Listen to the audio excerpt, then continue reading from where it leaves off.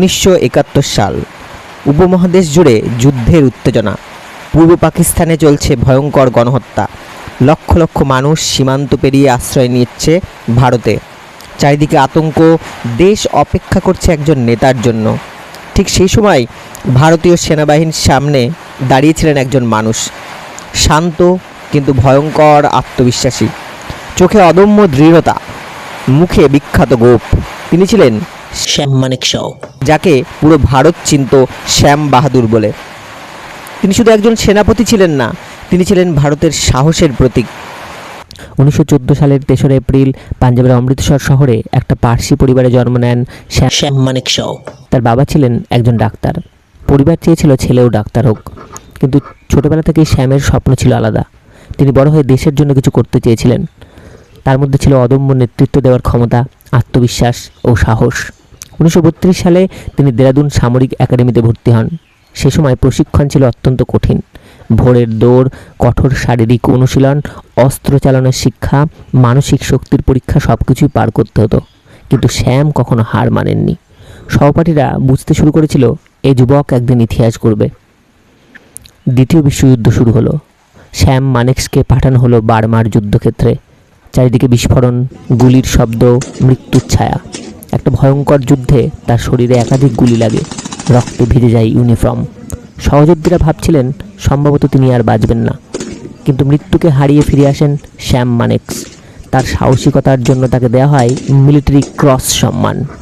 গোর্খা সৈনিকরা তাকে খুব ভালোবাসতেন। তাদের চোখে শ্যাম ছিল একজন নির্ভীক যোদ্ধা, তাই তারা তাকে ডাকতে শুরু করেন শ্যাম বাহাদুর। বাহাদুর শব্দের অর্থ সাহসী। এই নামেই পরে পুরো ভারতের মানুষের হৃদয়ে জায়গা করে নেন তিনি। ভারত স্বাধীন হওয়ার পরও তিনি সেনাবাহিনীতে গুরুত্বপূর্ণ ভূমিকা পালন করেন। তিনি 1947 সালে ভারত পাকিস্তান যুদ্ধ, 1962 সালে চীন ভারত যুদ্ধ এবং 1965 সালে ভারত পাকিস্তান যুদ্ধ সব ক্ষেত্রেই গুরুত্বপূর্ণ দায়িত্ব পালন করেন। ধীরে ধীরে তিনি ভারতীয় সেনাবাহিনীর সবথেকে সম্মানিত অফিসারের একজন হয়ে ওঠেন। 1969 সালে তিনি ভারতীয় সেনাবাহিনীর প্রধান হন।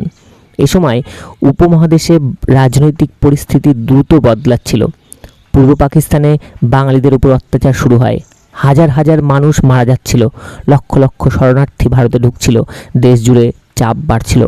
প্রধানমন্ত্রী ইন্দিরা গান্ধী যুদ্ধের প্রস্তুতি নিয়ে আলোচনা করেন শ্যাম মানেকশের সঙ্গে। কে চেয়েছিলেন দ্রুত যুদ্ধ শুরু হোক, কিন্তু শ্যাম শান্তভাবে বললেন, এখনও যুদ্ধ শুরু করলে আমরা সমস্যায় পড়ব। তিনি ব্যাখ্যা করলেন, সেনাবাহিনী এখনও পুরোপুরি প্রস্তুত নয়, বর্ষাকালে যুদ্ধ করা কঠিন, পরিকল্পনা ছাড়া যুদ্ধ আরও বিপজ্জনক। এবং এই সিদ্ধান্তই পরে ভারতের সবথেকে সামরিক সাফল্যের কারণ হয়ে ওঠে। 3রা ডিসেম্বর 1971 পাকিস্তান ভারতীয় বিমান ঘাঁটিতে হামলা চালায়। শুরু হয় ভারত পাকিস্তান যুদ্ধ। শ্যাম মানেকশ ঠান্ডা মাথায় পুরো যুদ্ধ পরিচালনা করতে থাকেন। ভারতীয় সেনাবাহিনী স্থলপথে অগ্রসর হয়, আকাশে নিয়ন্ত্রণ নেয়, নৌবাহিনী শত্রুপক্ষকে ঘিরে ফেলে। পুরো বিশ্ব দেখেছিল ভারতের শক্তিকে। মাত্র 13 দিনের যুদ্ধ। 16 ডিসেম্বর 1971 সালে পাকিস্তানের প্রায় 93,000 সৈন্য আত্মসমর্পণ করে। এটা বিশ্বের অন্যতম বৃহৎ সামরিক আত্মসমর্পণ হিসাবে ইতিহাসে স্থান পায়। ঢাকায় উঠতে শুরু করে নতুন দেশের পতাকা বাংলাদেশ। এই ঐতিহাসিক বিজয়ের অন্যতম প্রধান নায়ক ছিলেন শ্যাম মানেকশ। 1973 সালে ভারত সরকার তাকে দেশের সর্বোচ্চ সামরিক পদ দেন, ফিল্ড মার্শাল। তিনি ছিলেন স্বাধীন ভারতের প্রথম ফিল্ড মার্শাল। এটা শুধু একটা পদ নয়, এটা ছিল তার সাহস, নেতৃত্ব এবং দেশপ্রেমের স্বীকৃতি। শ্যাম মানেকশ ভিত্তি করে 2023 সালে তৈরি হয় জীবনীমূলক যুদ্ধভিত্তিক চলচ্চিত্র শ্যাম বাহাদুর। এই সিনেমায় শ্যাম মানেকশ চরিত্রে অভিনয় করেন ভিকি কৌশল। সিনেমাটিতে দেখানো হয়েছে তার সেনা জীবন, দ্বিতীয় বিশ্বযুদ্ধ, 1971 সালের যুদ্ধ, বাংলাদেশের মুক্তিযুদ্ধ এবং ভারতের প্রথম ফিল্ড মার্শাল হয়ে ওঠার গল্প। সিনেমাটি মুক্তি পাওয়ার পর ব্যাপক প্রশংসা পায়। শ্যাম মানেকশ শুধু একজন সেনাপতি ছিলেন না, তিনি ছিলেন রসিক, আত্মবিশ্বাসী, বুদ্ধিমান এবং সৈনিকদের অত্যন্ত কাছের মানুষ। তিনি সবসময় নিজের সৈনিকদের আগে গুরুত্ব দিতেন। এই কারণেই হাজার হাজার সৈনিক তাকে সম্মান করতেন। অবসর নেওয়ার পর তিনি তামিলনাড়ুর কুন্নুরে শান্ত জীবন কাটান, কিন্তু তার নাম ভারতীয় সেনাবাহিনীর ইতিহাসে অমর হয়ে যায়। 2008 সালের 27 জুন তিনি শেষ নিঃশ্বাস ত্যাগ করেন। তার মৃত্যুতে পুরো দেশ শ্রদ্ধা জানায় এক মহান সেনানায়ককে। শ্যাম মানেকশ শেখান সত্যিকারের নেতা কখনো ভয় পায় না। তিনি শেখান সাহস মানে শুধু যুদ্ধ নয়, সঠিক সময়ে সঠিক সিদ্ধান্ত নেওয়াও সাহস।